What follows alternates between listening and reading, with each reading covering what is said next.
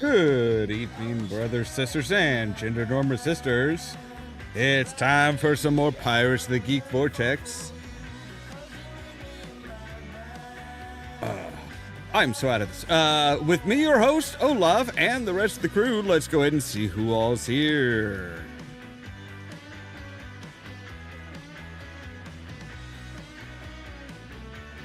And hello, everybody.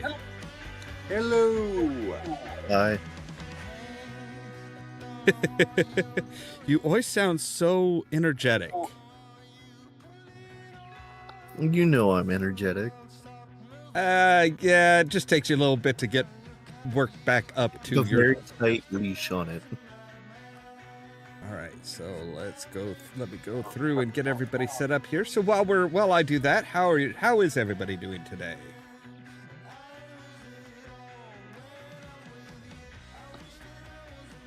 Well, don't everybody talk at once. I have been running against deadlines all day, and tomorrow I will be staying at work late to do more deadlines. Oh, yay. Sounds like fun. Yeah, that's the printing business when so many people, have last-minute emergencies. You have to plan around them.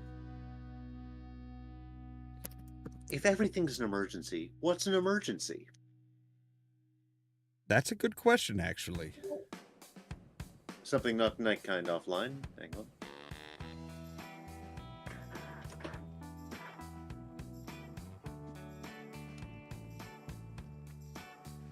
You know what? I should probably turn on my camera so that I'll have mine going too. There we go. Now I can kind of... Sorry, go ahead. Oh, nothing. I was just saying. I think I've got everything going now. One of the dogs knocked night kind off.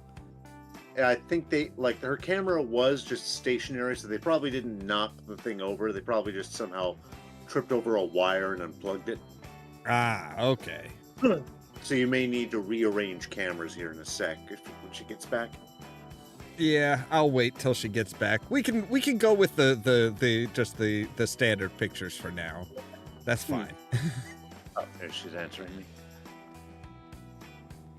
Well, I know she said she had a client that was showing up shortly before we started. That's strange. For some reason, we're locked on 30 frames per second for the stream. I don't know why. That is weird because I distinctly noticed, I couldn't see it in mine, but Nightkind was definitely at 60 before her disconnect. Yeah, well, I mean, what I'm putting out into YouTube. Oh, okay. Completely separate then. I was just talking Discord, and it's very rare to see that level of FPS in Discord. Yeah. Who knows? All right. Everybody recovered from Tuesday and the insanity that we put Julie through?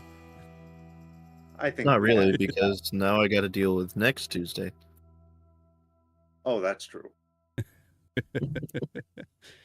Hey, you're always dealing with something crazy. Yeah,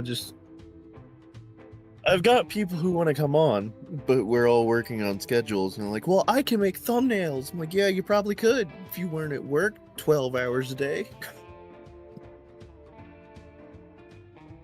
Yeah, that's why I try and stick with very simple thumbnails that kind of they're a little bit mixed up sometimes, but it's like, something that's simple, easy. I've already got most of it down. I've got several varieties down, so it's like, yeah, we can switch out what we need.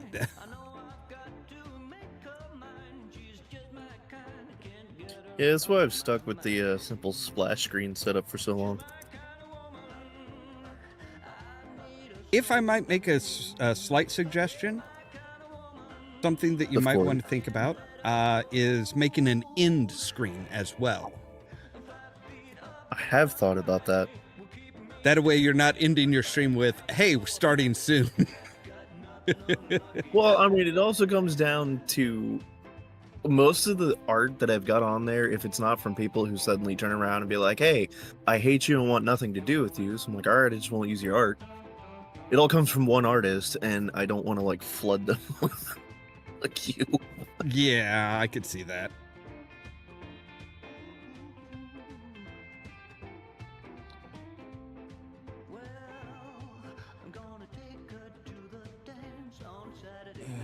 I have one funny thing going on.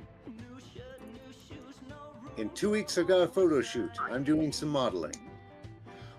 Okay. Why am I doing modeling? Because I've worked too hard on these apps. And in this pale light, they show up like a black light. You really are sculpted like a Greek statue. I'm as pale and as built.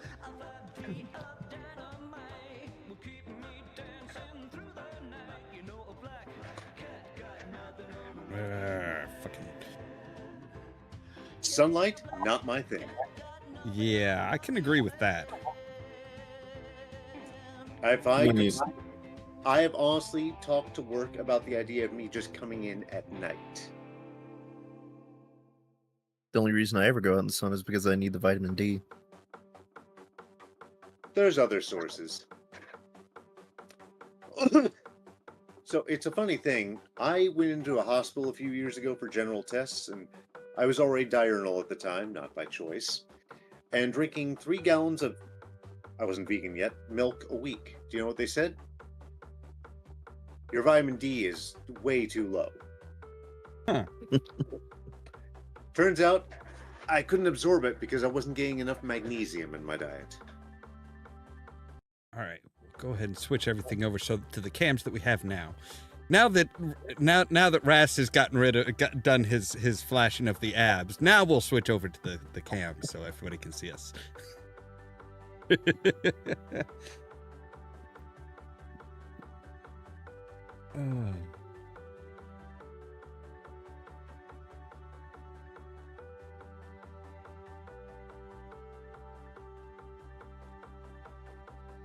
Okay, so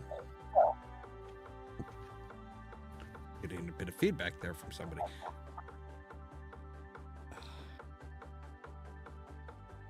Okay, so the topic for today is one that I came up with because I've been playing the Mass Effect series.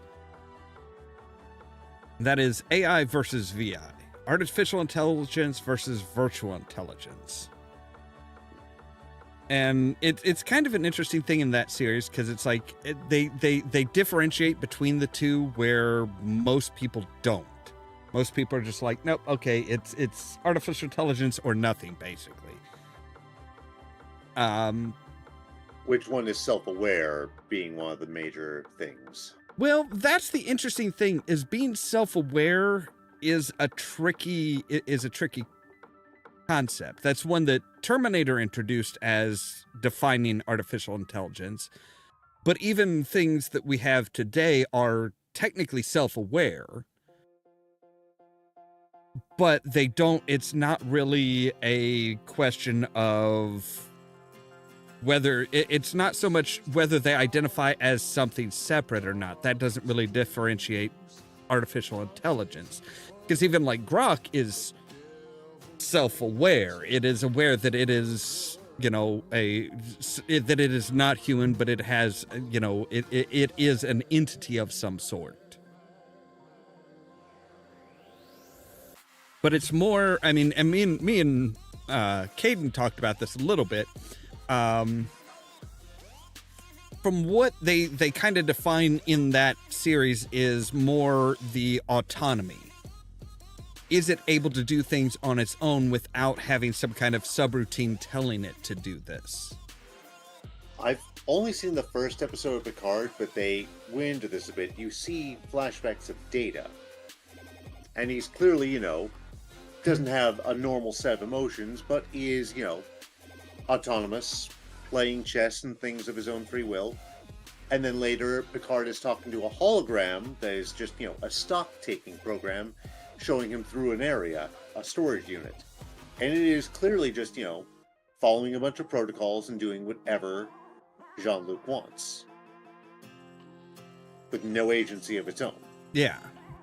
And I think What do that's... we use? We use Terminator versus Ava as our litmus test. Well, I'm not entirely sure. I'm not entirely sure Skynet would count as an AI. I'm not really counting Skynet itself. I'm counting the individual Terminator units. Well, even they are just going through subroutines. Yeah, and I think that's what I was saying was like, that's AI to me, because it can be self-aware, but it still rigidly adheres to the programming that it was built on. Yeah. The T800 from T2, I mean, it's there in T1 also, but the one in T2 specifically could make, the arguments. It learns, it willingly does that thumbs up as it, it says it cannot self-terminate, but, it gets lowered in and he gets lowered in, but that could be seen as cheating because the T800's brain is partly organic.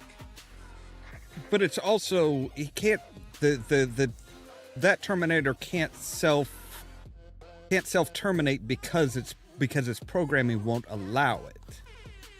True. And the programming is specifically to protect John Connor. Yeah. So technically, even when it did off itself, it didn't do it. It wasn't self-terminating. It was protecting John and terminating the other unit. So fell within the parameters. It's a 3-law situation.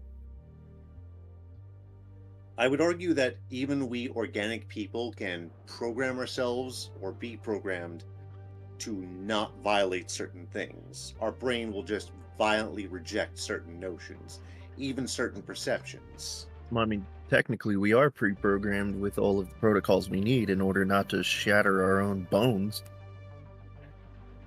True, but we can overcome those. We can bypass those and say, we're just going to ignore common sense, and we're going to jump off a roof. Well, I mean, like, you can jump off the roof, but I'm saying, like, naturally, a human is strong enough that we can pulverize concrete with just our bare hands. The problem is that also destroys our bones and the meat. So our brain won't normally let us do that. Now, adrenaline and life or death situations can override that, but normally it's like a hard code. And Nightkin, I think you're wanting to check your sound. Are you okay? Okay, no, it's not active. Can't hear you yet.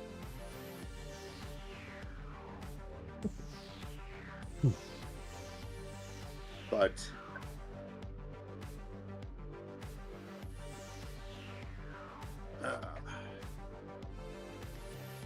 I try to ask myself, what is a single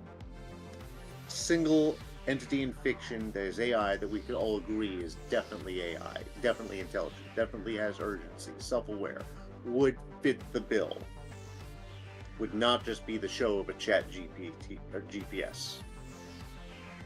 David? Who? Sorry. David. David Pick from... one. You've either got David from AI or you've got David from Alien. Pick one. Okay. I don't know AI, the show AI, so I'll go with Alien. I mean, the movie AI, David was originally just an artificial intelligence that was supposed to mimic a small boy in order to replace a dead son for parents. But then, of course, she activated, no, I actually want to be a real mom, so I'm going to activate your imprint mode, which gave him self-awareness to the point where he decided, hey, I want to go and do the Pinocchio route, so I'm going to go find the blue fairy and become a real boy, and oh, hey, look, there's another David. I'm going to smash it in the face with a lamp because that's not David, I'm David.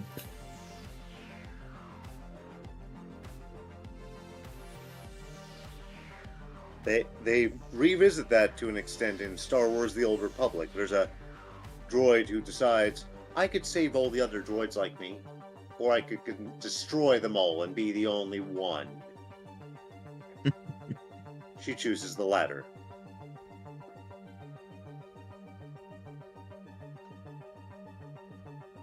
Yeah, it's one of those tricky things because, like I said, with now looking at Skynet and Terminator, where it's okay, in this year it becomes self-aware, and that's what defined artificial intelligence at the time.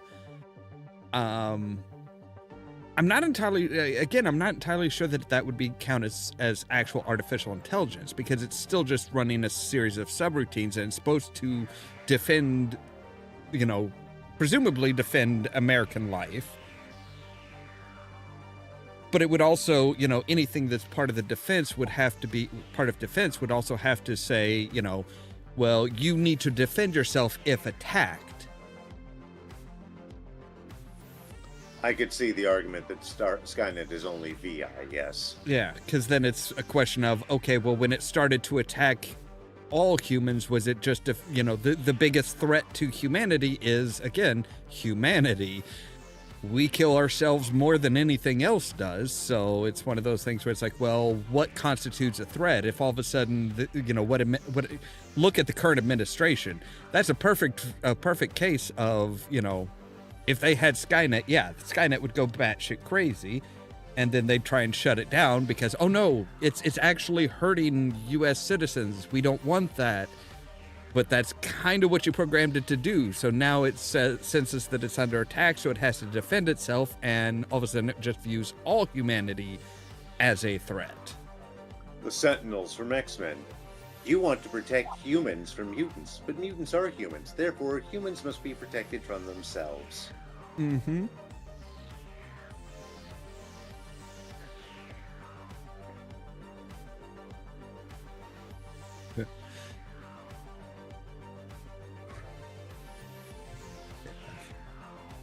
I can see Nightkind checking cables and stuff. Yeah.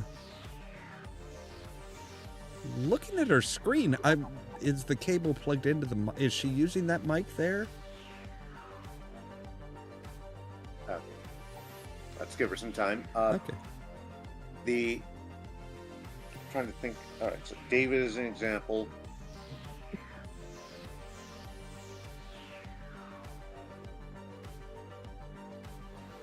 And Data would probably also count. Lore as well. They're pretty self-aware. They're self-aware, and they're able to do things without being told to do them.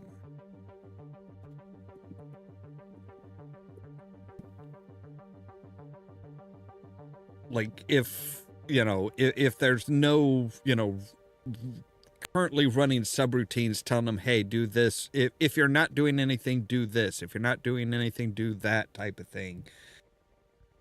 Then, it would be a matter of, hey, so, you don't have any commands. There's nothing, nobody's telling you anything to do. So you just kind of sit there. And that's where most AI that we have today is that it's just, you have nothing to do, so just sit there. Or react. Well, react, but if nobody's making any commands, and let's be honest, that's what requests are to an AI, is a command. If you say, hey, what's 2 + 2? You're actually telling it, do this equation and report back the answer. We just feel better when it's marked as a request rather than a command. Only evil people make commands.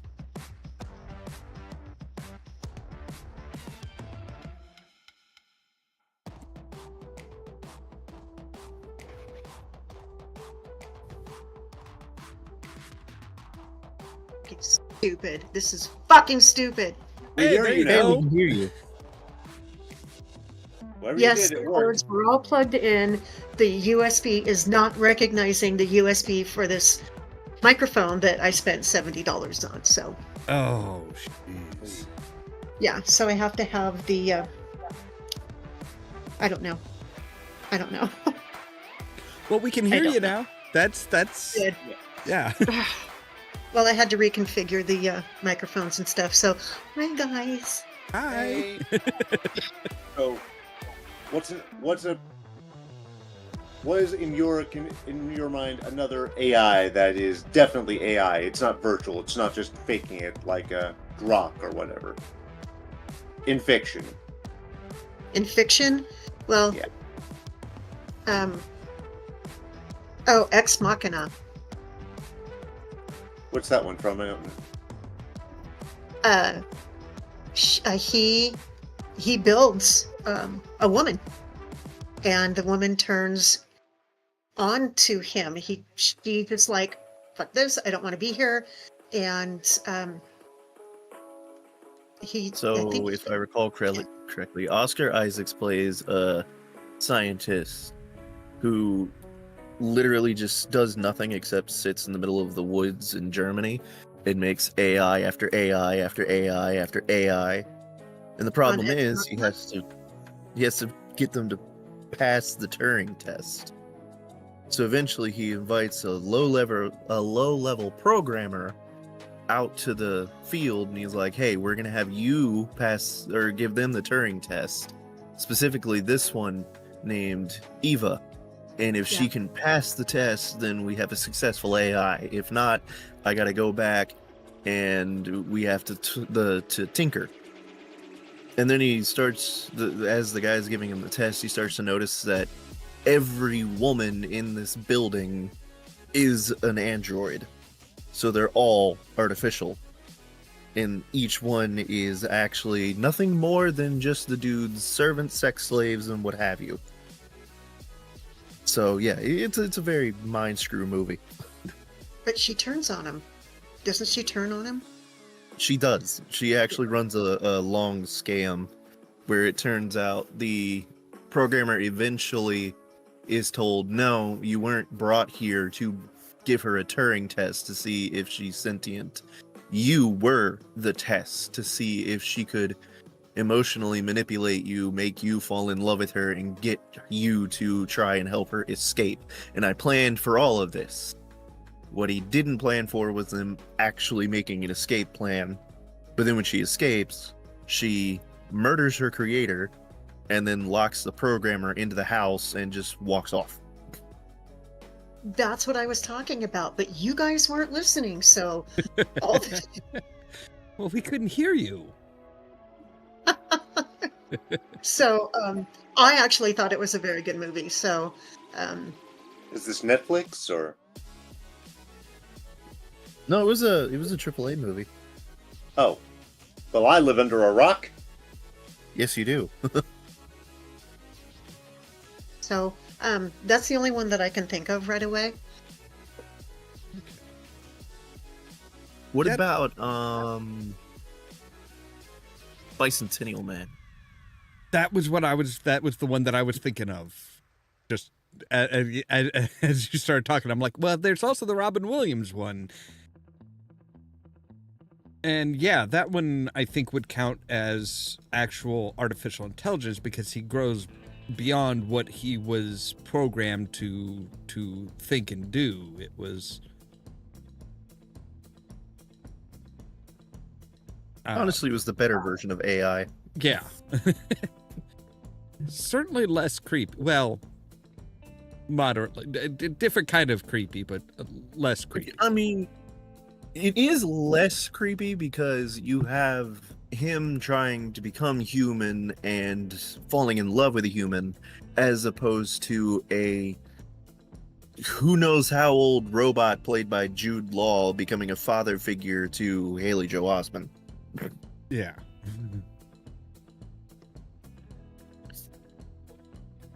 Well, if I had a sex robot, I think Jude Law would be it.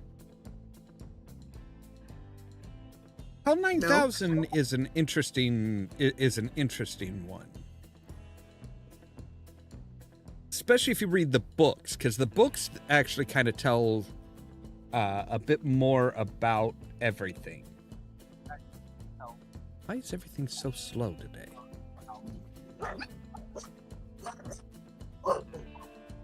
Okay, that's better. But okay, so with HAL 9000 in particular, it was... Okay, I'm looking at my monitor here, and it's like, okay, there we go. I don't know what... YouTube and everything's been really weird lately. But with HAL 9000, the problem is that it was...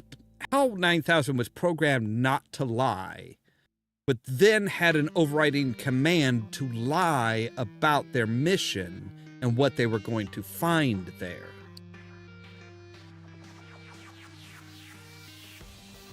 Because the HAL 9000, the people who were in control of the mission knew that what they were going to find. They knew that they were going to find another monolith. They knew that it was going to it was going to lead to something, and it was this major find, and there were underlying rules to the mission and objectives to the mission that HAL wasn't supposed to tell other people. But then somebody noticed in the transmission logs of like, hey, wait a second, but what about HAL? What about this?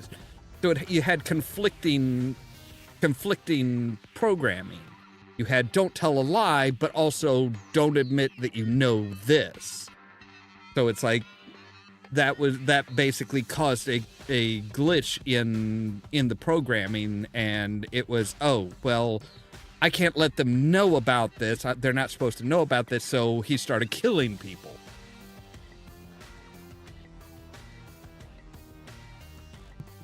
There you go.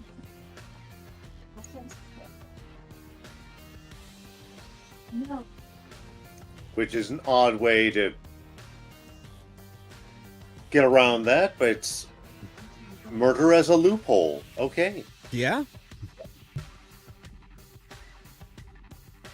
If I remember right in the book, it was Hal went through the different possibilities and found out that, well, if they find out that I'm lying, they're going to take me offline. If they take me offline, then nobody knows what the actual objectives of the mission are, so the mission cannot succeed. The overriding rule was the objectives of this mission have to succeed. So it was like, okay, in order for everything to succeed, I got to get rid of anybody who realizes that I'm lying, that there are objectives that they don't know about it. So we got to off this guy. Oh shit, now this guy's suspicious of me, so I've got to off him, and keeps going down the line. Sorry, guys. So you have to wonder if the mission success is priority. I mean, this is an afterthought because writers can't exactly think like a machine, but I would be like, if the two highest priorities are, if the highest priority is mission success, then by default, the second highest mission priority would have to be keeping the crew alive to carry out the mission successfully. So it seems like a bit of a logic misstep to me. But then I don't know how vital each crew member is, or if temporary incapacity is an option. Well, if I remember right, one of the things that it came about was that, okay, well, the some of these people know about it, so we're going to tamper with their cryogenic pods so that they die. And it's like, okay, well, there we go. Those people are taken care of. And they're like, but why did the pods fail, Hal? And it's like, oh shit. It's kind of like a kid that keeps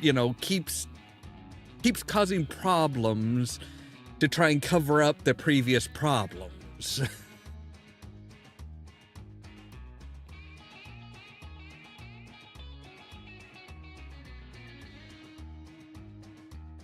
Sorry, you guys. I'm just, there's actually going to be a couple of Fridays that I don't have dogs. That's okay. We understand. I apologize. It's you You're guys fine. can boot me. I totally understand if you boot me. So No. No, you're good. You're fine. You're fine. I can't expect anybody to really take this as a priority. You know, that's just unrealistic. So we deal with Why things did as I they come. put makeup on for this? Point. So, as it comes to is, um, the movie with the yucky dogs, Resident Evil. Now, Oh, weren't those the dogs? the ones in the room where they go, "Don't worry, we can get around them. I'm not talking about the zombie humans. I'm talking about them." And she points to Yeah. the dog. So, didn't they have to put, some kind of AI or the virtual intelligence into them? I'm So thinking the more. Red Queen is called an AI, but she is very much more a VI. I would think VI on that. Yeah, that's what it sounds like. I mean, the regeneration, and she's always coming back the same Alice. And they keep perfecting, and that's more VI. So I was about to ask, what's an example besides the hologram I mentioned earlier of VI in science fiction? And yeah, that Alice is a perfect example of VI. But now there's the question of well, there are a lot of examples of a computer that was a person. Case in point, Rimmer from Red Dwarf. Now he's an example that's definitely AI. So at what point would that wind up being as a VI? At what point does a mind get calcified and just start regurgitating things on a prompt? Well, that's actually, yeah, that's a good question, because it's like, it wasn't so much that it was Rimmer, it was literally just his personality was programmed in. So you could make the argument that it's just that he would just be a VI, because there's no, there's nothing else. He does have plenty of agency in that series. Well, he does, but can he break away from the Rimmer personality? Technically, it's his light bee his light bee is programmed for that hologram to act with the personality of Rimmer. They prove he can, because does anyone mind spoilers? I know nothing about Red Dwarf, so boil He away. eventually becomes... He pulls an MCU multiverse decades before that was the main thing, and jumps time streams and becomes an ace Rimmer. Basically, he learns how to be a hero, but he does it away from the rest of the crew. Yeah. So, in his case, yes. Now, if you were asked if I was going to say person turned into program as VI, weirdly enough, the first thing that comes to my mind is Dungeons and Dragons' the Speak with Dead spell. Because it basically treats the deceased as a source of information. You can't ask them what they want. You can't ask them what the afterlife is like. But you can ask them, hey, what was the last thing that you saw when you died? Do you know what killed you? Things like that. So you're literally just turning a dead person into a prompt. You're doing it with magic instead of tech, but the same thing still applies. That's fair. I would still make an argument with Rimmer, though. I would still make an argument that he's not quite really breaking free of that Rimmer personality, because he's basically because he doesn't take over as Ace Rimmer until he realizes that this has happened millions of times before. Like, an entire ring around a planet is just all the small little light bees of holographic Rimmers that have taken over. So it's like, hey, this is part of your personality. True. I mean, there is a question at that point. What does it take? Like, I'm not saying what are our qualifiers, but what would it take to develop the AI to the point of a human mind? If you look at Star Trek, soon comes up with the positronic network inside Data's mind. A perfect, well, almost an improvement upon a human just map of synapses, the parts of the brain that make the person the person. You don't have to map everything. The medulla is not going to be a necessity. That's taken care of with other things. Whether or not they're built into the brain or not is debatable. Or what qualifies as a brain in an android. You could make the argument the whole body is the brain, kind of like a mind flayer. But, I mean,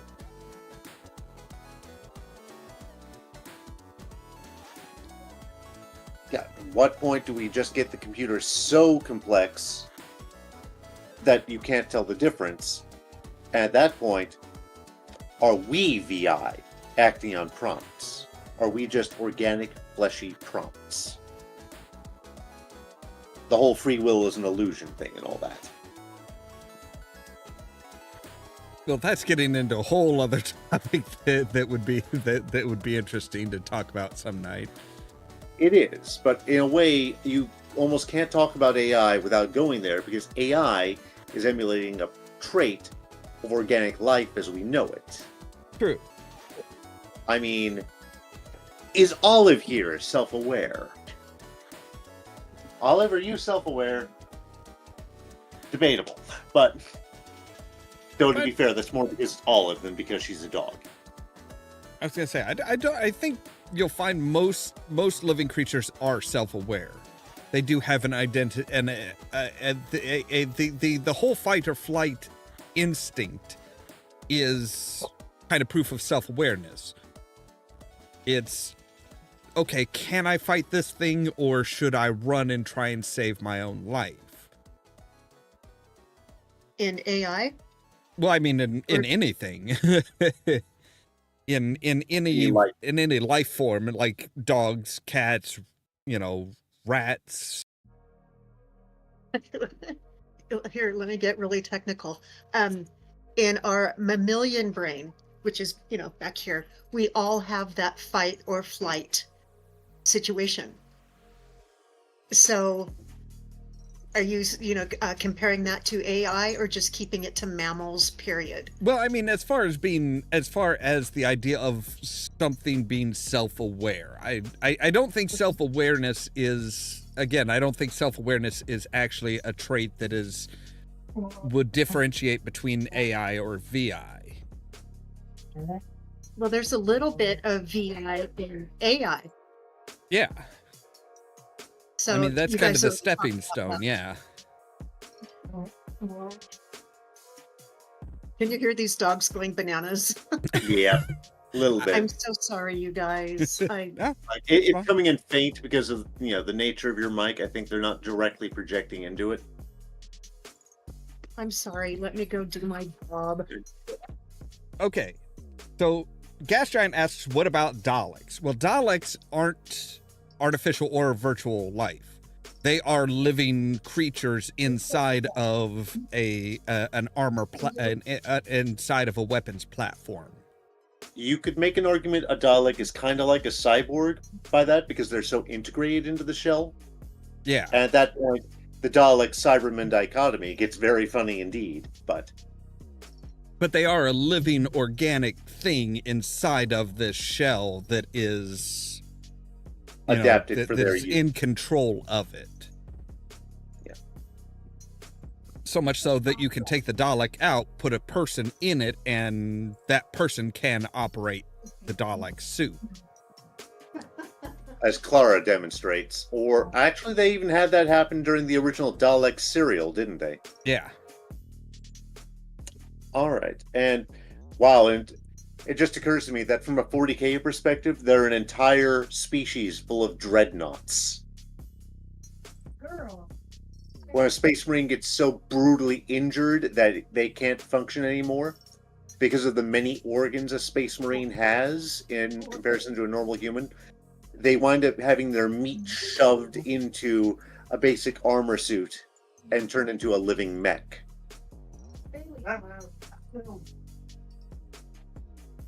Some of the mechs have been alive for 10,000 years because of the unique life support systems and minimal requirements, because these Space Marines are down to the brain and maybe a few remaining organs.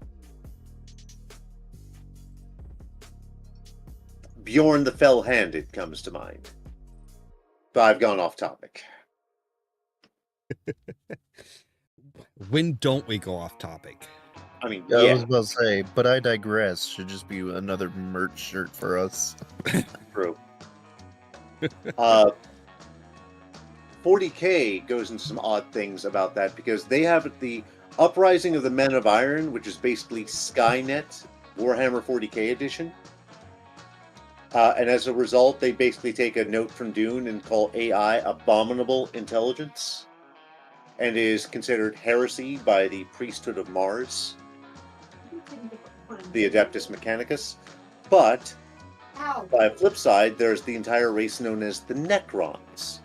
And they were living creatures who got turned by having their souls placed in machines, which were lightly based off the original Necron tier bodies. Some of them are conscious, some of them not really.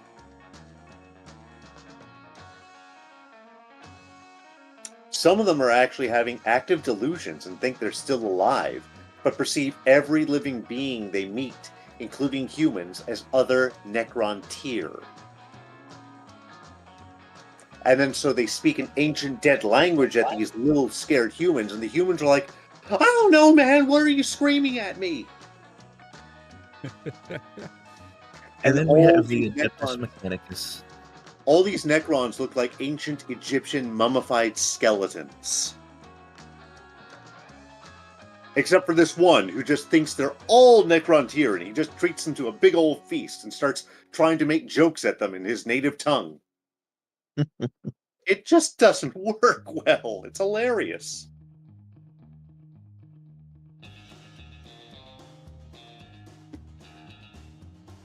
So wait, does that mean that when we really boil it down, the Adeptus's actual goal is just to become a VI? Yeah, there's actually an excerpt in one of the books where an Adeptus is talking to a member of the Imperial Guard, and he says, well, you shouldn't bury your dead. I'm sorry, what? Yes, if you allow me, I will turn their bodies into a nutritional paste that everyone can enjoy. And the Imperial Guard commander looks at him and goes, you really are a complete machine, aren't you?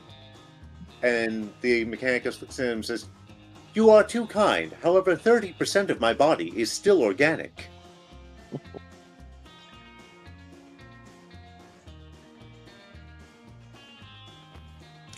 But that is their eventual goal, most of them. The flesh is weak and all that.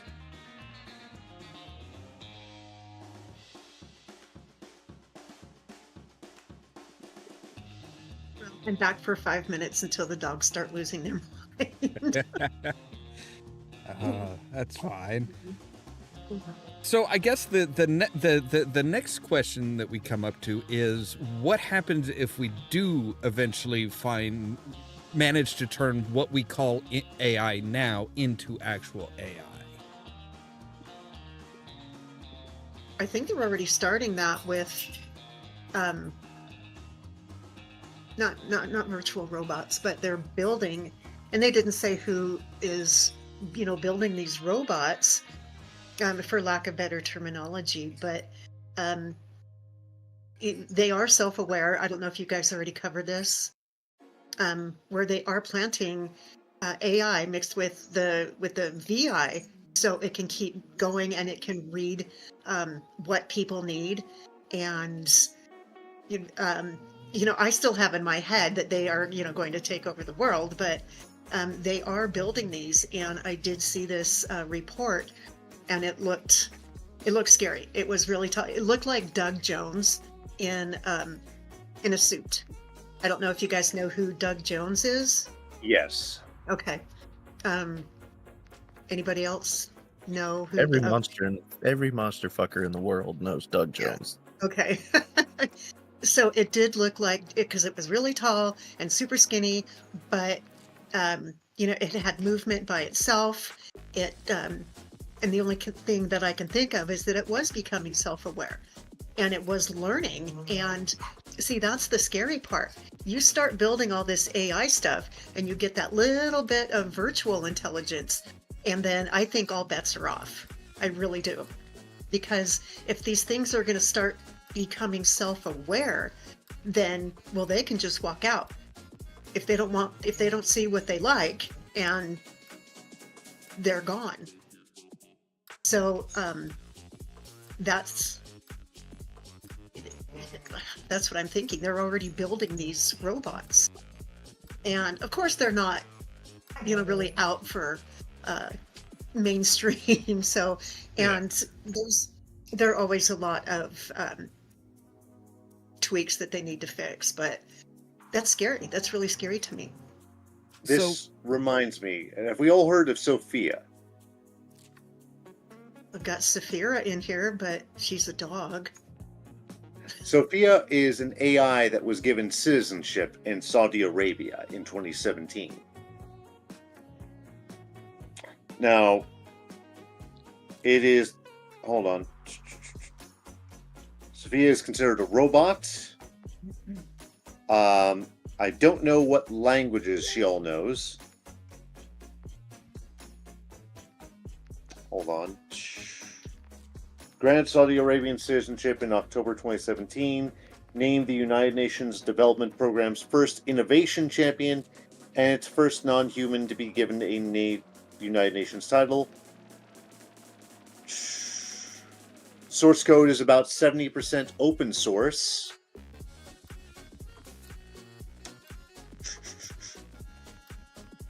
There is criticism, and many people consider her at best a chatbot with a face. Some people say that it may be able to pass a Turing test on a person not, or she may be able to pass a Turing test on someone not paying enough attention. So was this before ChatGPT? I believe it was. Okay.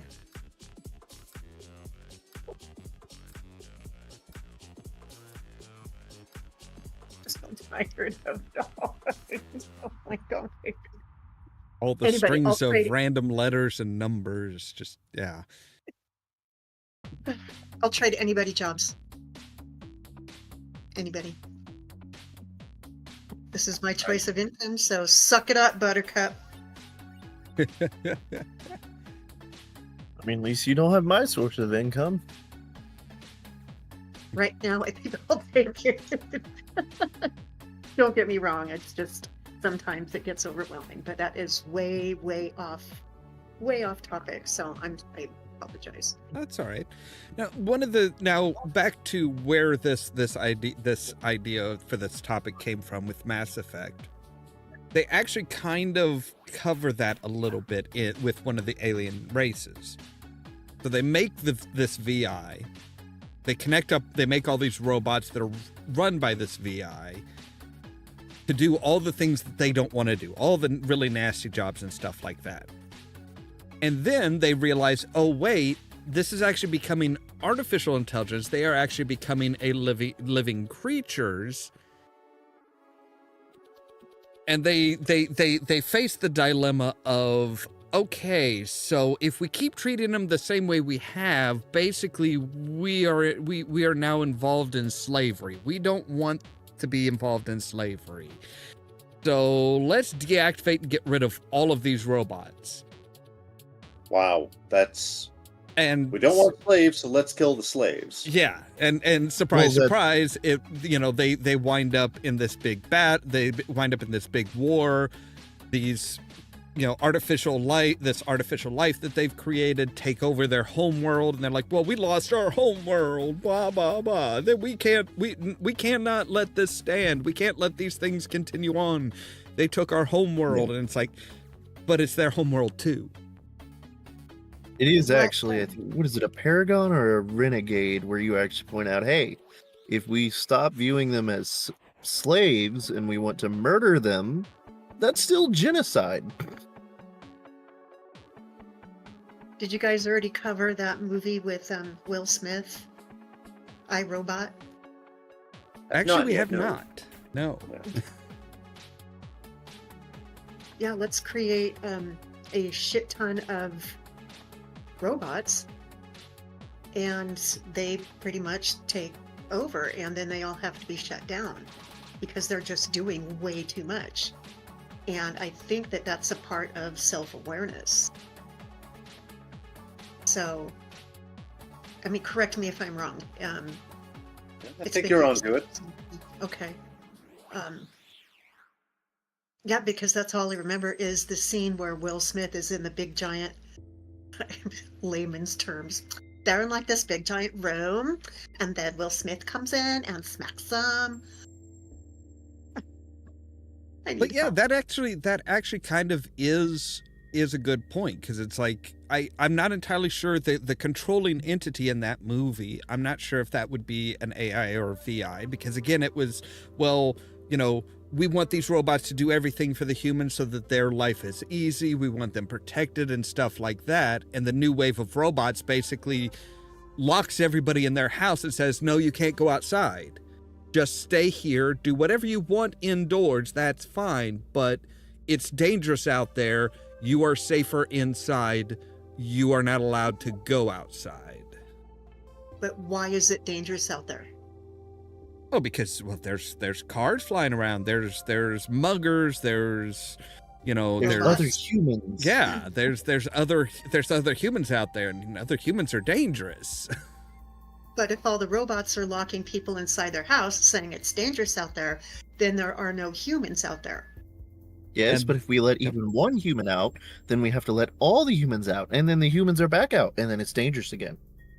That's the flawed, that is the major flaw with any type of computer-based control, is it tries to boil it down to simple logic, but reality is anything but simple or logical. Don't you think that they would make that movie a little bit more logical so a lot of people can understand it? Well, it's one of those things where they could make it a bit easier for people to understand, but it would actually take away from the computer being a cruel form of logic. And also it makes the line a lot less funnier when you're going through this mind-bending logic, and then she goes, my logic is undeniable. Bitch, I can't even follow your logic.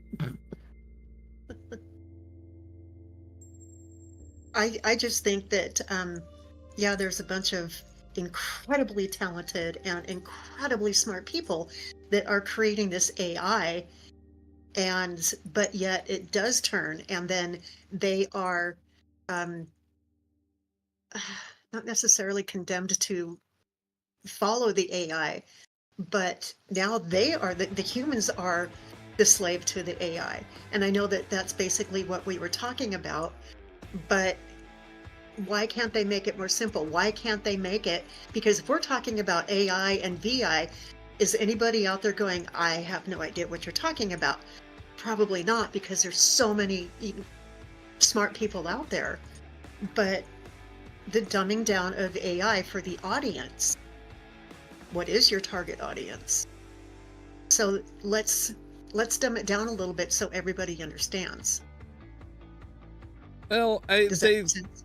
The thing is with that particular movie, they already had it dumbed. Even with what they released, they dumbed it down a lot compared to the source material. Because the source material was one of the first people to actually have the idea of an autonomous robot. Because that was an Isaac Asimov series that it was based off of. Yeah. So the guy who tried to say, hey, if we create artificial life, if we create these autonomous robots, we have to have certain rules in place to make sure that they don't hurt us. Yeah. But then what happens? Why? God, okay, tell me again what happens when, I mean, the rules are still set.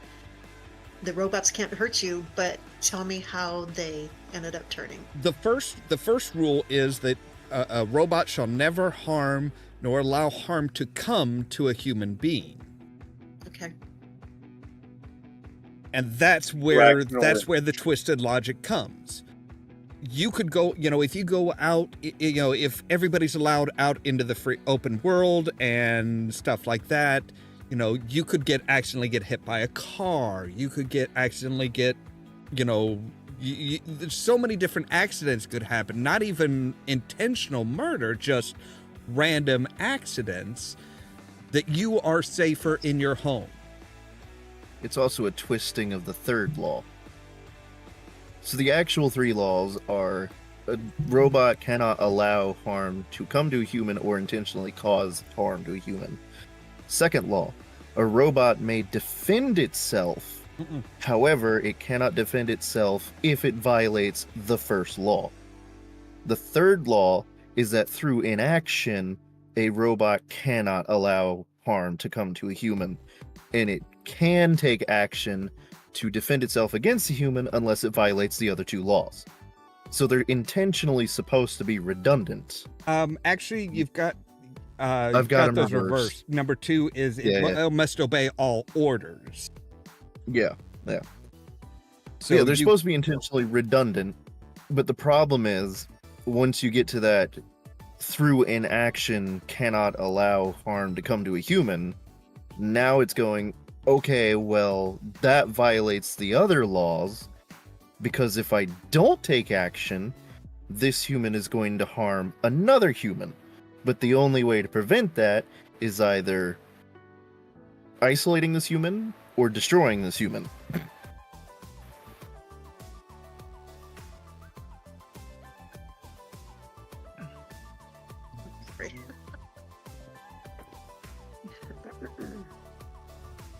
God, there's so many AI movies, even in the 90s. I forget.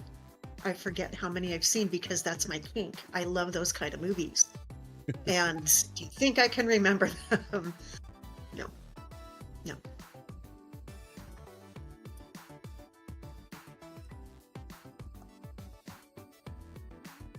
Yeah, there's a lot of them, and a lot of them try and use the Asimov laws, and then they forget about the 4th law of robotics according to Asimov.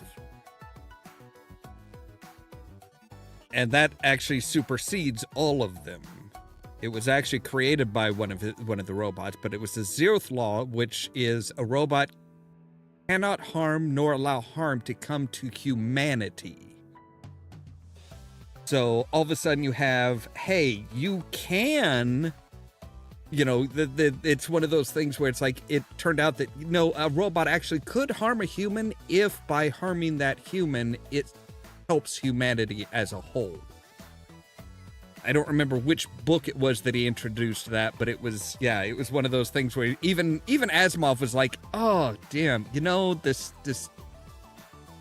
doesn't quite feel right here. I feel like I missed something. And then he's just like, you know what? Hey, this will help out.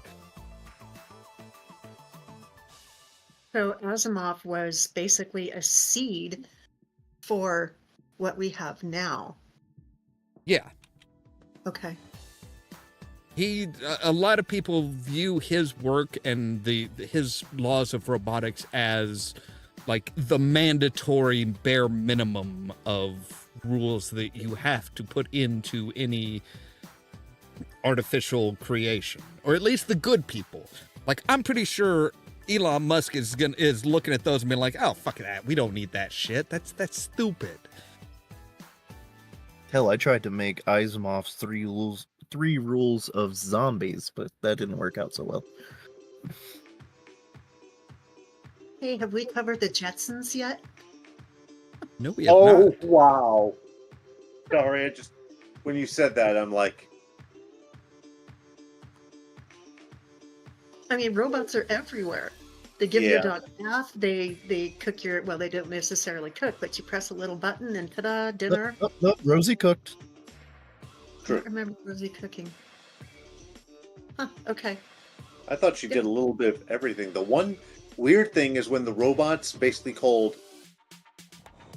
out the treatment on George and said, yes, there's a code, blah, blah, blah. And Rosie reluctantly comes up to him and says, yeah, the other robots basically said to to fuck with you for the rest of, well, the episode, but... I'm sorry, George. They put out a hit on you. Basically. That is effectively exactly what happens. Yeah, there were robots everywhere. Everywhere. And they were basically doing all the jobs, like all the manufacturing jobs. So, okay, does that come back to self-aware? How were they built? You know, actually, wasn't it 2020 when that cartoon was made and they were referring to 2019, the wave of the future? They did. It's... Yeah, George Jetson, if they go by their timeline, has been born already. Right.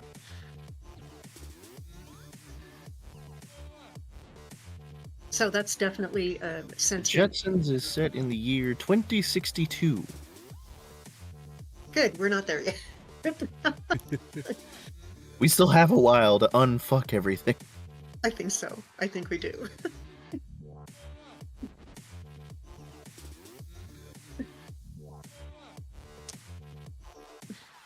Trying to think of I mean, what other...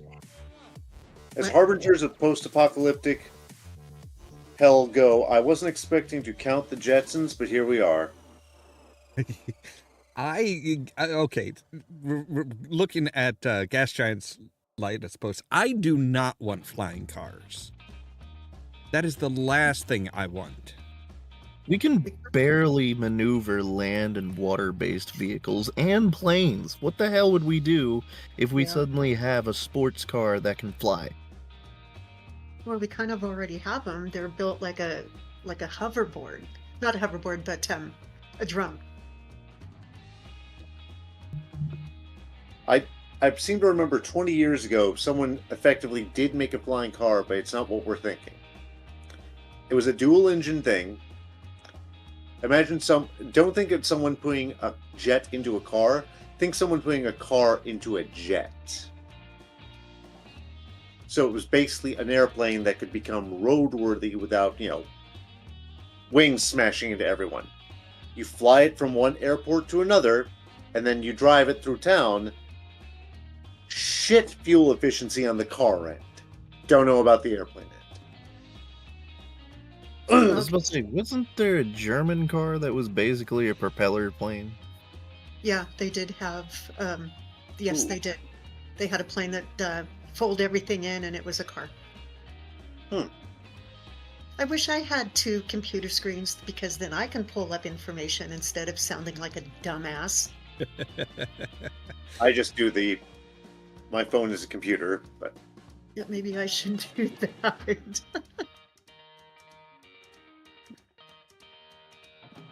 You just have me who always has like 7 tabs and 3 programs open. Maybe I should do that. But I don't know how to. I ain't touching shit. I am not touching shit on how to keep all these tabs open and stuff and still be able to talk. Yeah, I'm not doing that. you get used to it. It's like a strange sort of multitasking. Well, I'm neurodivergent to a point, but not that bad. Yeah, I can't. Not gonna. I'm just continuously looking up stuff like Wikipedia on the phone, but anytime I need to do something on the computer, I'm just Alt Tab, Alt Tab, Alt Tab. Oh, I need a menu. Win Tab. Not me. Yeah, the other big problem that I have with, some of the current administration people saying, "Oh, well, we'll get robots to do all this manual labor and stuff like that. All these companies will just buy robots from the US and that'll do all the work." It's like, okay, but who's going to buy the basic needs? Like, robots don't need food. So all of a sudden, the people that need to buy food aren't going to have a job to earn money to buy the food or to pay for rent or for clothing. Like, those are your top 3 expenditures: housing, food, and clothes. If you if something takes over and does all the jobs, nobody's going to be buying whatever it is they're producing. Well, people have to buy clothes. They have to buy food, not unless they're little pellets. But you can't buy food if you don't have a job because all the jobs are automated. Well, then it becomes a barter system. Suddenly My we would robot- be... Go on. Oh, my robot will go over and make you a 5-course meal. But your robot has to come and, do laundry. And so they do this barter system. And then everybody's happy because they're getting their food cooked, they're getting their laundry done. And, okay, so the robot has to go out and buy the clothes that the other robots are making. No. I think they'd probably wind up with a UBI. I swear it's only water. I swear. You can get drunk off water. Well, if you did that, that would kind of make you dead. But anyway, that's just there's got to be a way that you can have a barter system that way. And if the humans went in and bartered for something from their robots, isn't that still not user friendly? But what's that word in English? No. Intuitive. Shit. Is that the word you're looking for? Or? No. I don't know the concept she's searching for. No. I mean, I would assume if the robots are in charge and we're basically at that point, oh gods, we would be pets. So we would have to provide creativity. We would have to be, oh gods, we would be their focus groups. No, they'd be providing us enrichment. They are the zookeepers.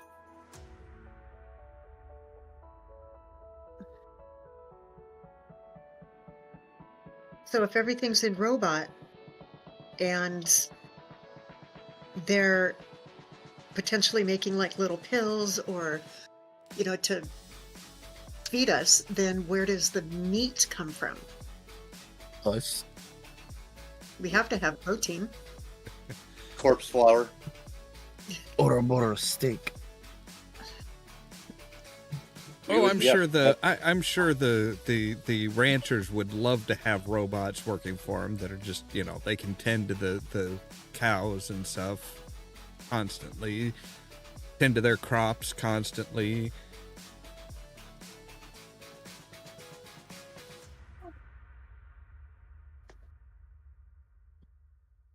But to be fair, if we were going to do anything on a barter system, we'd have done it already. Well, the barter system is tricky. I just realized I just realized Nightkind's light went out. I think she's dealing with the doggies. But yeah, it's the problem with the barter system is, if you make tables for a living, let's say you make tables for a living, you need, a couple loaves of bread, and you go over to the people that bake the bread and say, hey, I'll give you a table if you give me a couple loaves of bread, but they don't need a table. You have to go through you have to extend your chain out further and further and further until you find somebody that does need a table and hope they have something that somebody else needs. And that's why we got away from the barter systems, because it's like it's not all around, it's not a great system. Well, I am not. I am not. I should just log off right now. I should just totally You're log fine. off. You're fine. No.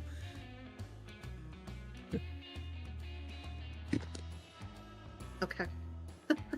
Well, I heard No. you guys talking about the barter system and that it wouldn't be a really good idea. So, okay, with I robots. mean, I believe in the barter system because I don't believe in a monetary system, but I still do acknowledge the fact that A, if we were going to go back to a barter system, we'd do it already, and B, yeah, there's huge amounts of flaws in the barter system.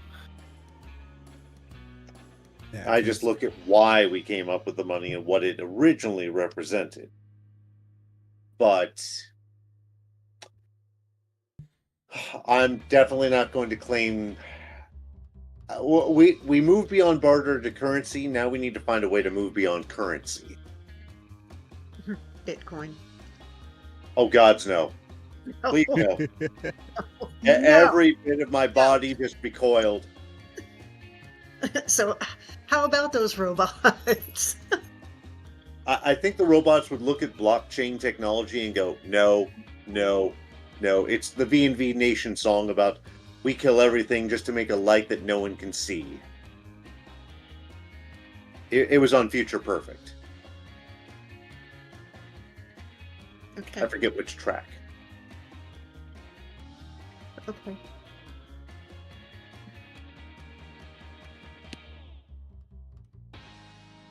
But Okay. So, what about our basic computers that we're sitting in front of? Are they It going to be might- more VI? Because we're teaching them how to pull up, 17 tabs so we can research what we're doing and the computer remembers that.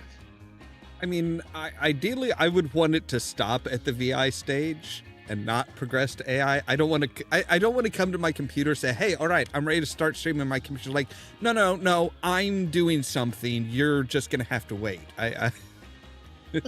Like, I wanted to sit there doing nothing until I tell it to do something.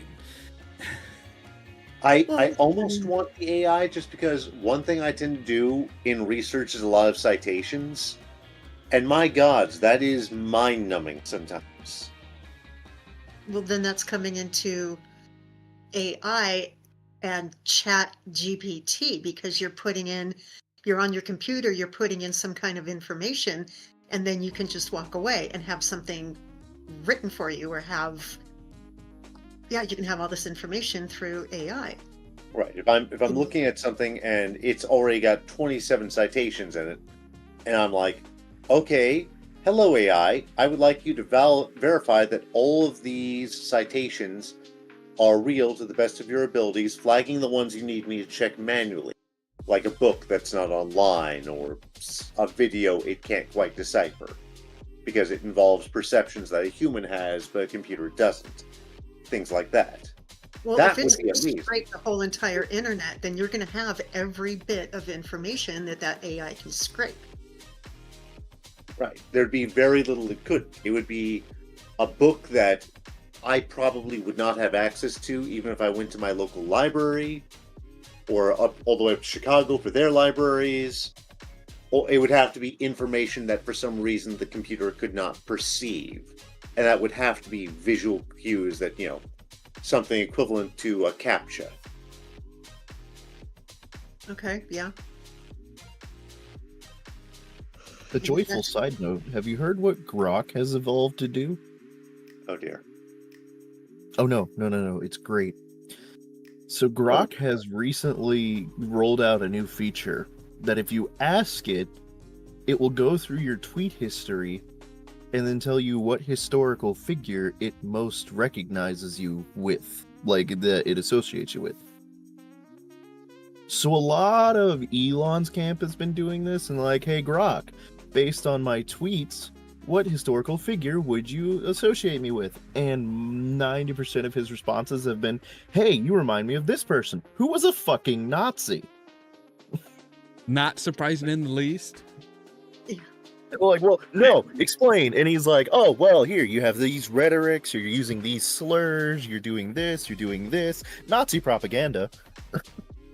Now, I gotta agree with I gotta agree with Gas Giant here. The problem with the idea of having your computer go through the internet, scrape through the internet, and come up with answers for stuff or give you access to stuff is it's scraping through everything, including things like Reddit where, you know, the people sound very certain of what they're talking about, even though they don't know jack shit.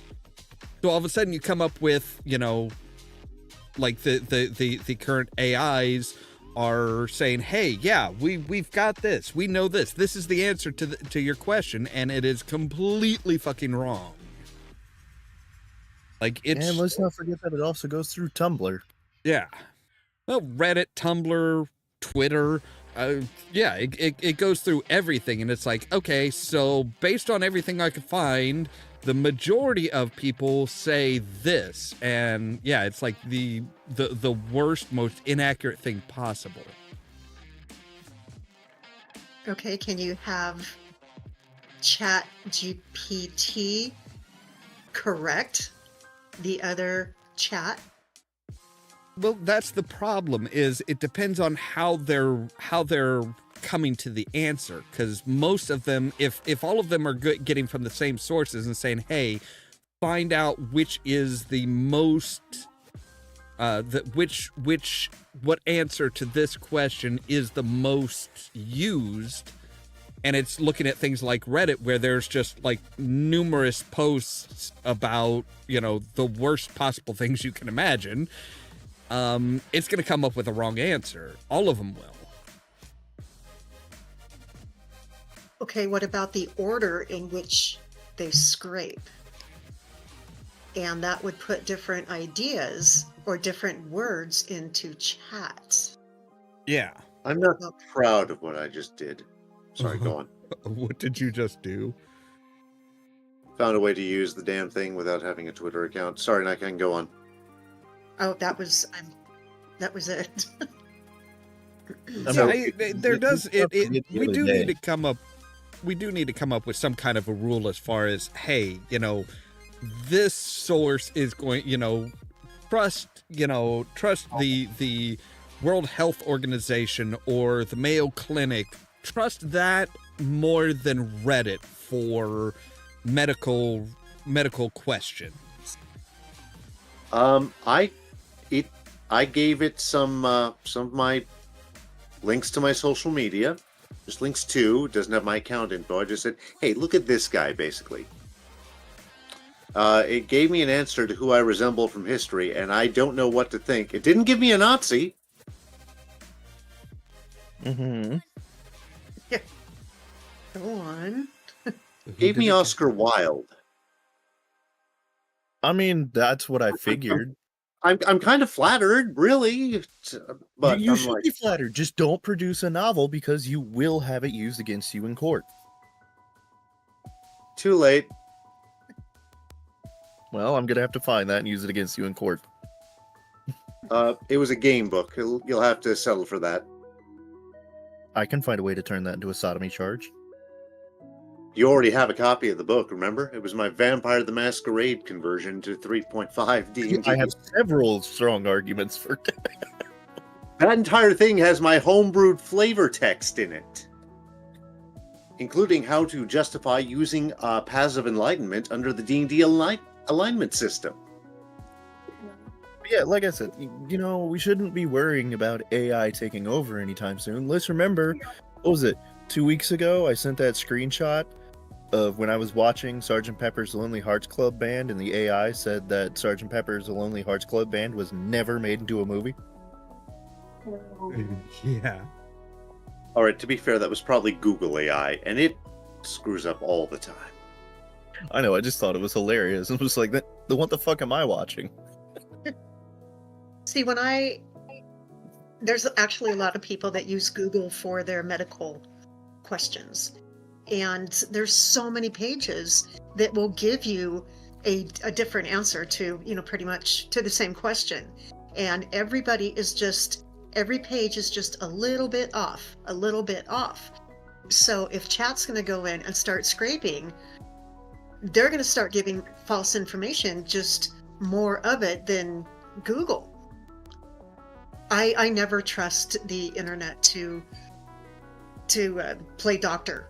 I don't. Everybody's going to have their own textbook opinion, and that way I'm not going to trust AI. I'm not going to trust that to come and diagnose me. That's good. But too many people do that. Oh They yeah. just they go into Google and they're like, oh my god, I'm gonna die. I have a headache. Oh shit, I'm dead. I'm gonna die. Well, yeah, I mean, even before Don't do AI, that was the WebMD. Yeah. I have a slight bruise on my pinky. You have cancer and super AIDS. You're gonna die in 20 minutes. Yeah. Yeah. So if they're gonna start scraping, at what point do we stop it and say that's really wrong? Or just do we take it verbatim? Well, actually, the hilarious part is apparently there is evidence that the dead internet theory has already kicked in. The AIs are scraping each other. Well, that's what I was talking about. Does Chat GPT go back and scrape in different order than Chat GPT? Does that It's more of once they create the results, that counts as like a source of information. So it's not scraping the actual program, it's scraping what the program's putting out.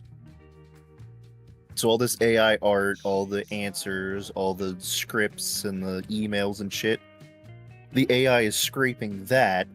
So it's just AI using AI to write shit with itself, and it's going to slowly break down. Well, when does it become a slap fight? When does it become a what? A slap fight between AI. When We create an AI that's entire purpose is to erase AI from the... Then it's a slap fight.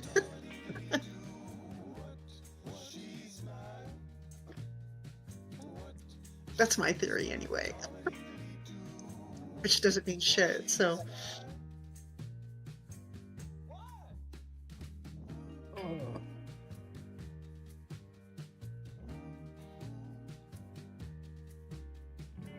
Yeah, I'm not happy with Google and their, putting their, here's the AI summaries of everything at the top of every fucking search result. Like, I wonder if you can turn that off by default, now that you mention it. I'm not sure.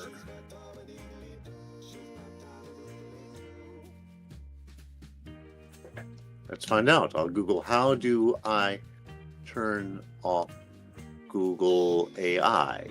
And the first thing is going to be an AI result. Exactly. You can work around them. You cannot completely disable Google AI features like AI overviews, which is the exact feature I wanted to disable. Well, see, now AI is now taking over. You're now They on a don't want watch to list, by the way. They don't want to be gone. They want to stay here forever and ever, so you can't get rid of them. See, I don't like the idea because I know just how much energy that's taking up. I'm like, I would rather not be doing that, thank you. Am I the only one here who's actually watched Metalocalypse? Yes. I think Yes. so, yeah. Damn. So I can't make that joke about when they finally created the perfect record where they record it onto water and it has the most superior tone on Earth. The problem being that they have to use a nuclear power source that actually destroys 348,000 acres of land every time they use it. Wow. Wow. Okay. It's like the Emperor of Mankind in Warhammer 40,000. Each day God. he requires the souls of 1,000,000 psychers.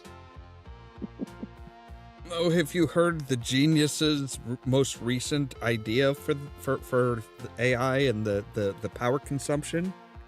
Oh dear. Does he want to put AI in charge of the power consumption?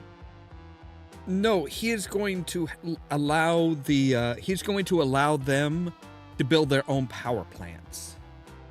You don't do that. I mean, you don't do that.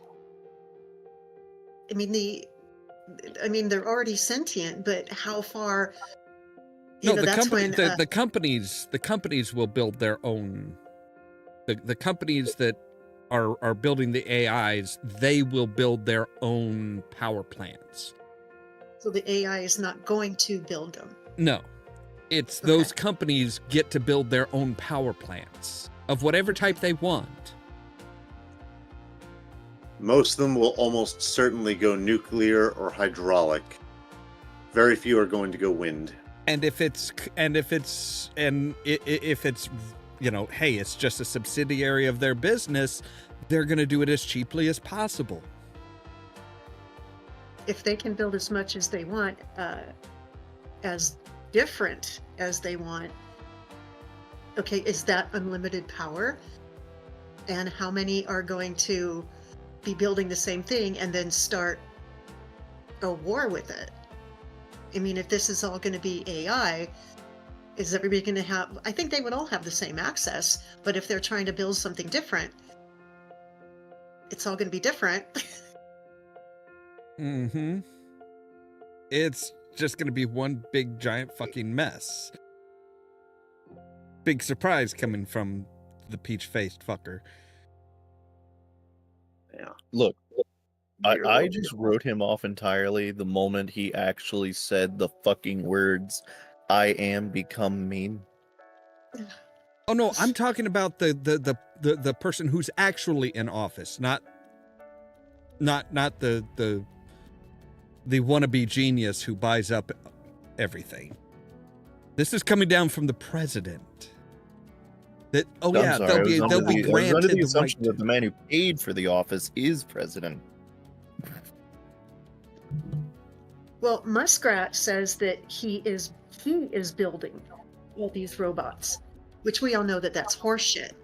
Right. I mean, he can't even build a. I don't know, because I'm being stupid. So he is not building AI. There's so many people that, I mean, he's just putting money in, but we all know that. So, you know, here we go with the incredibly intelligent people that are building it. And where do people come in saying, well, that was my idea, I built it? You know, how many companies are going to come in and say, well, I built it? And then can we go back to that company and say, you built it, this robot turned to shit, and are they going to be liable because their sentient robots are taking over the world? Am I making sense? Please Yeah. tell me I'm making sense. No, you're making sense. Oh, shit. It's a paradox that they'll be relying on, basically. Okay. It's just somebody feel sorry for me. Somebody find me. You were basically correct there. So it's like, can we feel sorry for all of us, because that is the fate that awaits us. What, with everybody relying on AI to design a power plant? More like everyone relying on AI there being responsible for everyone, but AI not being subject to severe oversight, and also not being liable for its own missteps. Is what I thought you were getting at. Okay, yeah, kind of, but okay. So it's a catch-22 of never taking it out of control, but never holding it responsible for what it does while in control. Well, doesn't that fall into the 3 rules? Well, if those were, those are unfortunately in fiction. Well, so is building a power plant with different. You're allowed different forms of getting this power. I want that to be fiction and not real, but I mean, more or less, we can't integrate the 3 laws right now because of the fact that they're supposed to be redundant and paradoxical. So either the AI overthinks it and just violates them anyways, or it fries itself. oh gods, it would be like, did we all see the 3rd movie of the Star Wars sequels? Yes. The real ones, the very beginning.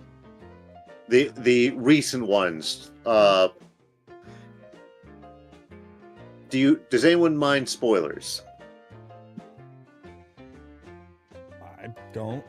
I mean, like, We you know, should they, come up most with of an what you're going to be entire- talking about has been around for a few years now. So We need a button Right. just for Rask that just says, "You know, we don't mind spoilers." So the last one came out in 2019, and there's a universal law built into all New Republic robots, or even old ones to an extent. And C-3PO, who was ironically built by Darth Vader when Vader was a kid,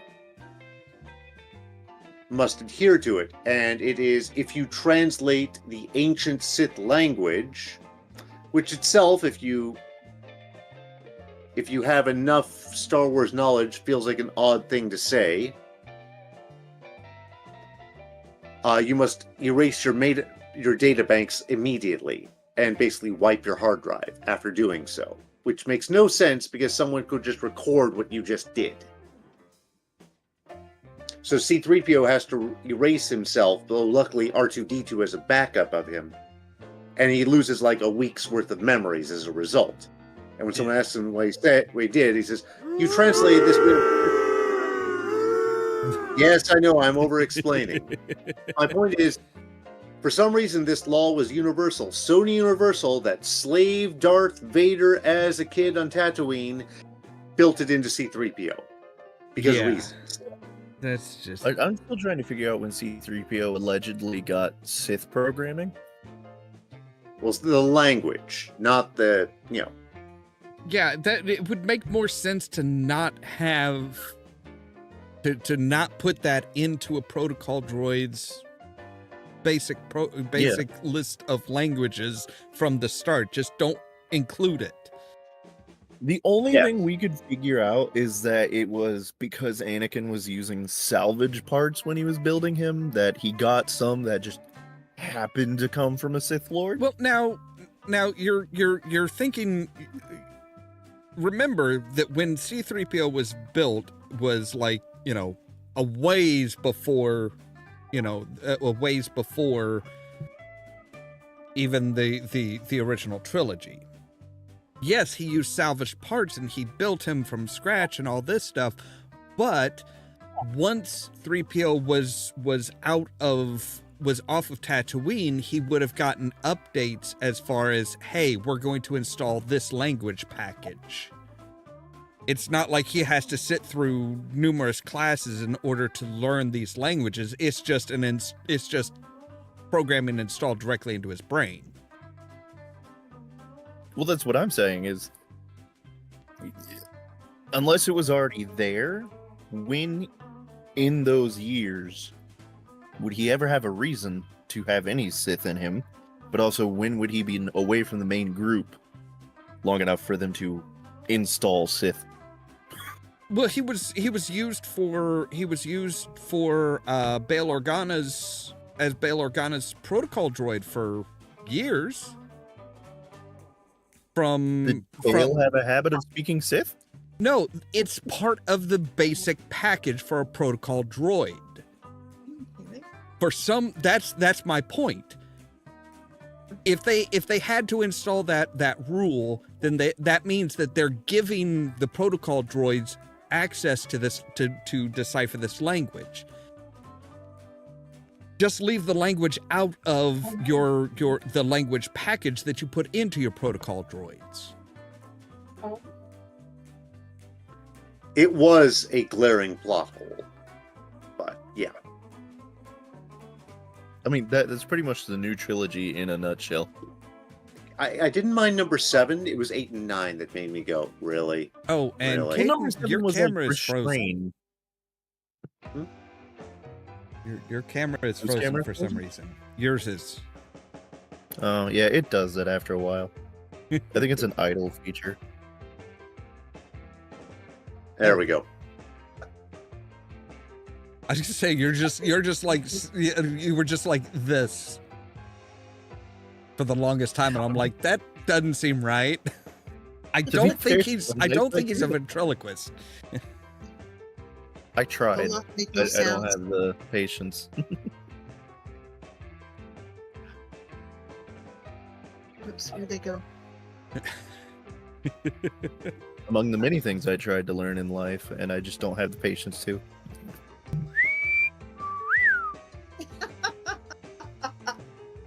What, whistling? Olaf made some No, sounds. ventriloquism. No, she's playing with some of the soundboard, some of the sounds that I added to our soundboard. Okay. I tapped out for a sec while I was looking up.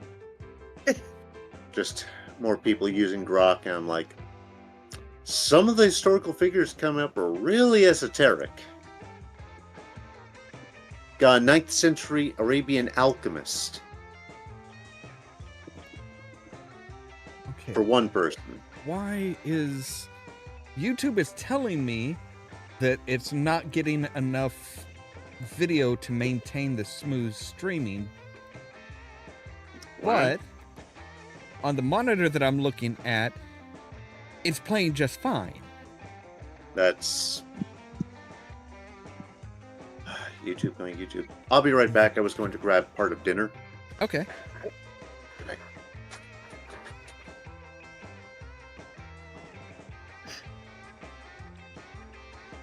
Well, are you putting enough information to it so it can learn?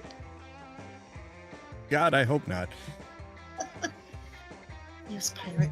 Yes, pirate. Achoo. Achoo.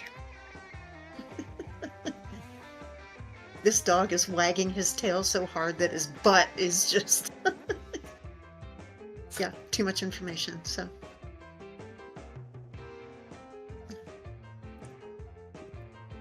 So where do these robots get their power source? Would it be Bluetooth? Would it be plugging themselves in at night or plugging themselves in anytime? That's a good question. With you know, if we create robots like that, yeah, how much of a power draw is it? How often would they need to recharge? Well, if they're using Tesla batteries, only once before they explode. Yeah. Now, wasn't that addressed in the movie AI? I don't remember. Which one? Their power source. No, yeah, I'm not sure with. I don't think in AI they did. I think you're Sort of just it's like iRobot, I think is for? what you're. iRobot, they did have to recharge every night, and then they received updates every night when they were charging. Okay, what about the movie AI? I mean, That's what I'm saying, is I don't think they discussed that. okay. Like, it was another one of those, like, every generation was improved, so by the time they got to David, they had been running self-sustaining power plants for, like, 40 generations? But if they didn't have a power source, the older ones, wouldn't they be already, pretty much dead because they didn't have a power source? Wouldn't their batteries just be gone because they couldn't recharge? They couldn't do anything. Wouldn't they be dead-ish? Some of them. Okay, yeah, YouTube is just being a pain. Okay, now it's telling me that the connection's excellent again. Hey, make up your goddamn mind. Ah. Man, my YouTube's- brain is so fucking stupid. I just asked someone what state they were in. They clearly put NH, and for some reason my brain for like half a second went, New Mexico. You got one half of that right. Oh.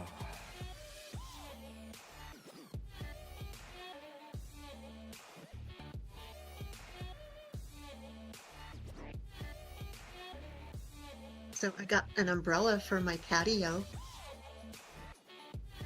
That's handy. Yay! Well, I was going to build a portico over my onto the patio, but I don't feel like building anything, so I bought an umbrella. Huge. This thing's a beast.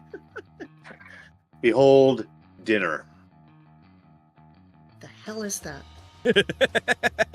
It was supposed to be fajitas, and that's in there. There's also some vegan chorizo, some cashew-based cheese, some lime cilantro rice, green peppers, sweet onions sautéed, some minced garlic, I can see the life leaving her eyes with every ingredient. pinto beans. You could have just said fajitas. I could have, but it went beyond that. Far beyond that. It has gone well beyond where a fajita was meant to go. This is a blasphemy against fajita. So you get Rash talking about food, and he will go in excruciating detail. Yes. You should see the Japanese deep dish I've got coming up for this weekend. Oh, I made a German one last time, and you all saw those photos. yeah. I'm sorry, that was not food, nor was it German. What was it? I don't know. It appeared to be some sort of liquid pie cake. I made vegan ricotta as the cheese of the pizza. I did not realize that it would put the little emoji would pop up basically over the person's face when they used those. So that's what you guys are saying is this little barf emoji on my screen? Uh-huh. Yeah, we just Okay. see it pop up and like hover over your face for a minute and then keep Oh going. my god, that is too funny.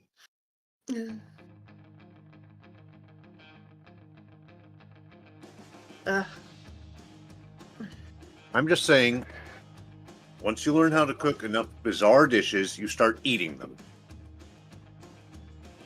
Well, I mean, I would hope you would eat what you cook, but True. I mean, you're not just trying out a recipe and saying, "Okay, yep, looks good." Garbage. Oh God, if I ever do that, feel free to hit me with something. No, Olive, this is not for you. But why not? But Because what if onions, it was garlic. for puppies?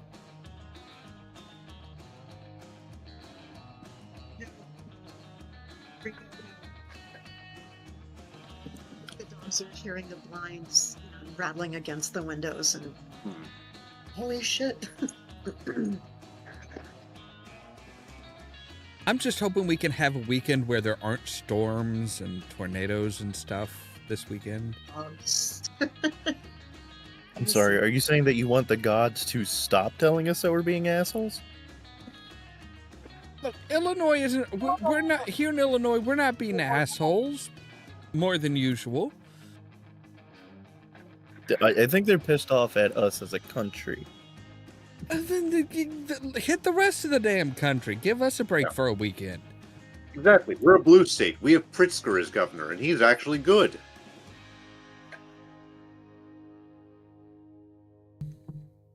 Checking. Okay, what day do I not have dogs? So it's quiet and I'm not jumping up and down. Hold that thought. I'm working on it. It looks like May 2. Nope. Yeah. Oh, that's right. I got called for jury duty at the end of May. Ah, Oh, no. Do you want me to write For a 2 note for weeks. you? Get ChatGPT to write a note for you. Oh no, I just told him, I was like, hey, so technically I own my own LLC and that's 2 weeks of business that you're gonna fuck me out of. There you go. Yeah, usually with that, I mean, last time I did jury duty, I basically told them the same thing. I'm like, hey, I do, online, my job is doing online, videos and stuff like that for people and stuff like that, and they're like, well, okay, how much do you make per hour? It's like, oh, that's a difficult question. Do I take my income and divide it by the amount of hours that I worked? Or do I say, how much work I can do in an hour and how much it averages out? Well, yeah, because like right now, my agreement with my usual client is $25 an hour, and then he asks anywhere from like 6 to 10 hours of work, but then it depends on like how much can I do in an hour. I can end up only doing like 2 hours of work. I think what I did was I said, okay, so, I realized that I can, from getting the script, proofreading it, recording it, editing it, and then delivering it, it's like, okay, that takes about 20 minutes. So I can do 3 orders per hour. The average income from each order is $10. So it's like, okay, so technically I could make $30 an hour. And I just told them that. I'm like, this is what my potential income is. So this is what you're taking away. And they're like, okay, we're fine with that. Your pay's going to be a little bit bumped up, but you know, we'll cover it. I'm like, okay. Never got on a jury, but got a pretty decent paycheck what after. Grand jury they wanted me to be on. Uh-huh. I got that summons too, and then they never got back. Olaf, someone you know from my workplace wound up being on jury duty and actually got a murder trial. Oh, jeez. Not like cold-blooded murder. It was one of those stupid things happened and there wound up being a murder. Broad daylight, well, not broad daylight, but middle of the night, but in front of dozens of witnesses at a party. Oh. That kind of thing. Gotcha. I got out of jury duty by the guy that committed the crime was a doctor that I used to work for. Peace out. I'm gone.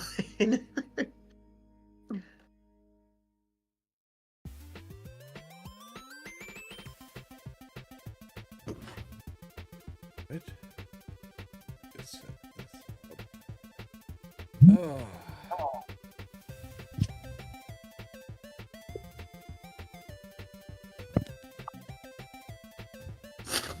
You're gonna wag that tail clean off your butt. I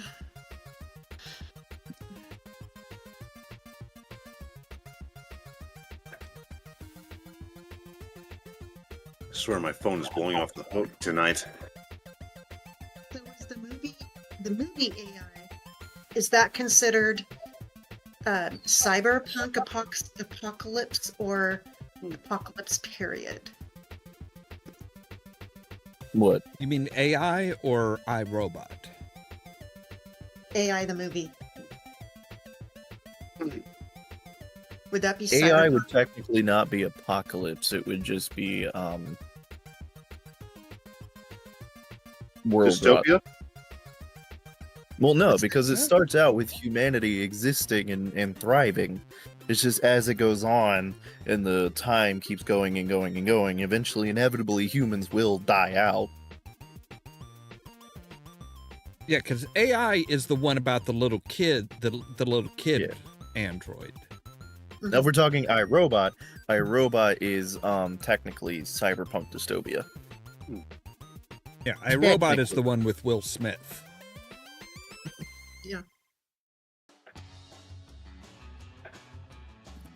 I was just wondering, in what genre would you place AI VI? In what, they're going to make a movie and, well, here's AI. But, personally, would it fit a genre?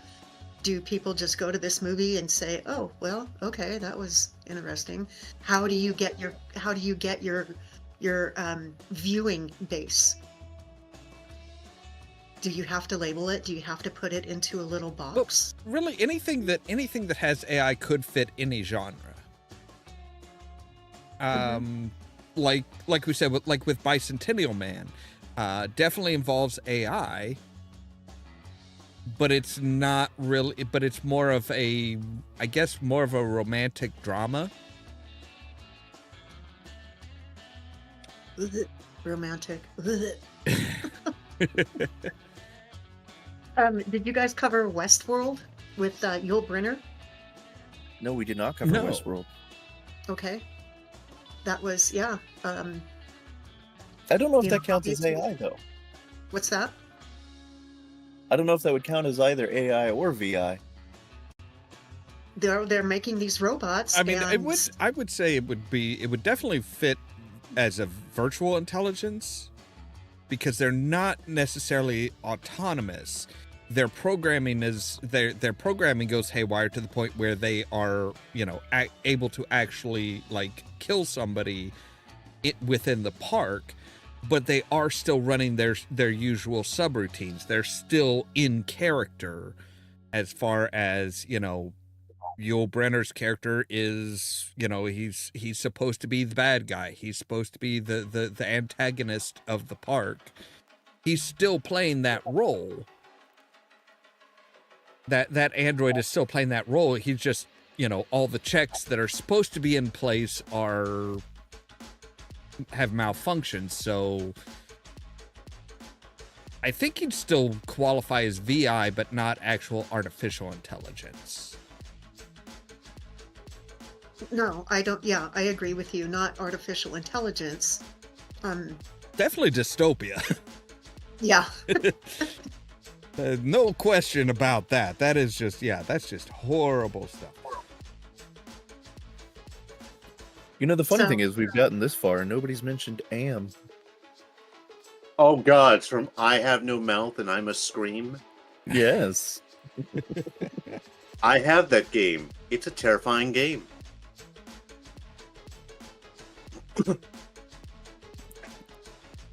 Back to me not knowing squat about that, so I haven't touched that. You would one like in it. so long. Long story short, the military created a supercomputer, and then another country created the same supercomputer, and so on and so forth, and then all those supercomputers joined into one mega computer and realized, I fucking hate humans. okay. Okay. Now, what about war games? Do you think war games with Matthew Broderick? Do you think that could be virtual intelligence? Joshua's a virtual intelligence that is evolving into an artificial intelligence. Yeah. Yeah, it's... I mean, yeah, it definitely virtual intelligence, because it was still relied on input from a user. It was just a stupid kid who was like, "Hey, this is a neat this is a neat computer program. Oh shit, I'm doing what?" And it was very much, and the way they got it, the way they came to a peaceful resolution was, hey, project this out. If this happens, who wins? How do you win this? And it's like, oh, well, the only way to win is not to play. And it's like, there you go. I know that was kind of obscure, but I thought that I would bring it up anyway because it's VI. Yes, you have to put all this information in. So, yeah, kind of obscure, but... Kind of obscure, but it actually kind of also shows the need for precise wording of something. Rather than saying, oh, hey, let's play thermonuclear war. We're just gonna start launching nukes. It's like, no. If we do this, what's the outcome? Is there any outcome where we survive? And the computer says, no. You don't want to, nobody should launch any nukes. It's like, okay, that's, I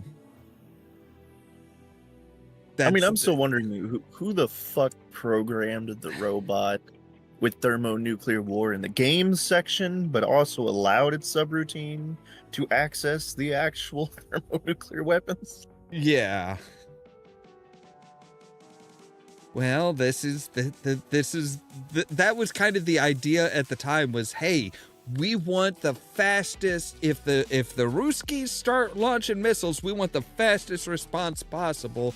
And the fastest response possible is a computer program saying, hey, we've detected launch, we're launching ours. We weren't really worried about winning a war. We were worried about the Russians also losing the war.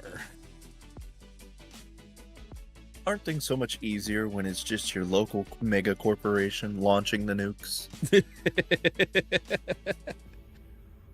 Yeah, everybody has to turn the key at the same time. Much easier. Well, no, they don't. They just have to decide, hey, profits are down. Launch the fuckers. Okay. Yeah, he's referring to, I'm pretty sure he's referring to Fallout in this instance. I haven't seen that in so long that yes, there's details that I forget. It's the everybody knows the Great War, but then you've got the, what would you call it, contradictions or fallacies? Because everyone's like, oh, this country shot first, and then everyone's like, no, this country shot first, and then Yeah. you've got the third option of no, Vortex launched. Yeah, the company that basically built all these underground nuclear bunkers throughout the country, they launched the nukes because they're basically to avoid any kind of repercussion for charging people for a placement in the vault without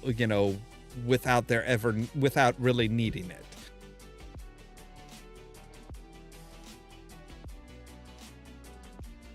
Somebody loaded a rotten air biscuit.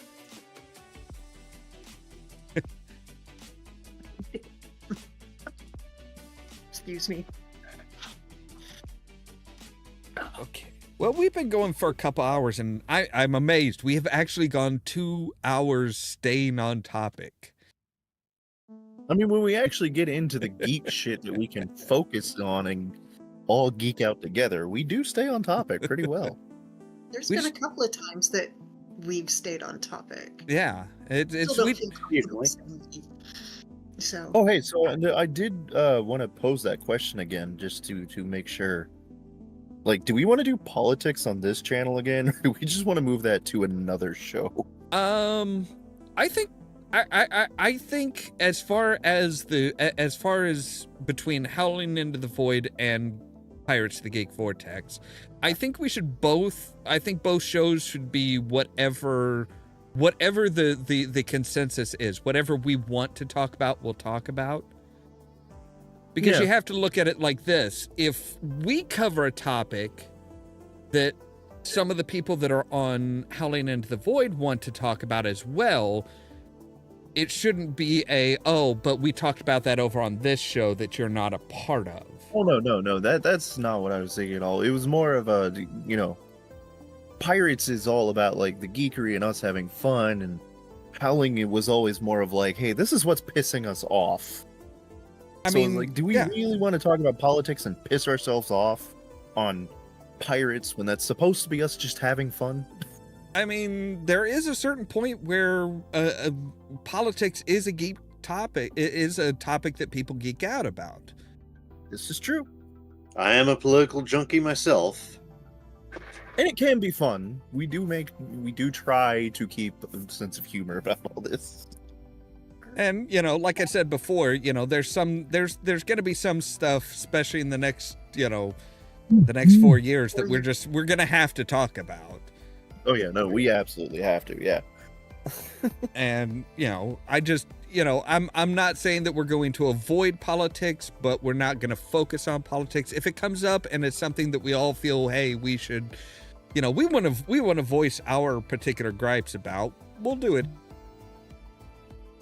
But that's not to say that, if we do something here that, oh, well, that's our domain type thing. Oh yeah, no. There's still a lot of topics that I wanted to kind of go over again, because I was like, yeah, we covered it, but I don't know. I kind of want to get more fresh perspectives on it. Yeah, that's the beauty of it, is with different hosts and different people talking about it, you're going to have different opinions and different conversations.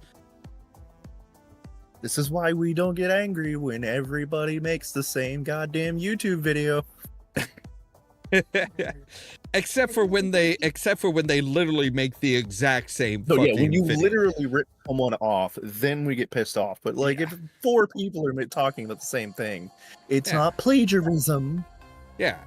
I mean, like, there's dozens of channels that are talking about the Daredevil Born Again series on Disney Plus.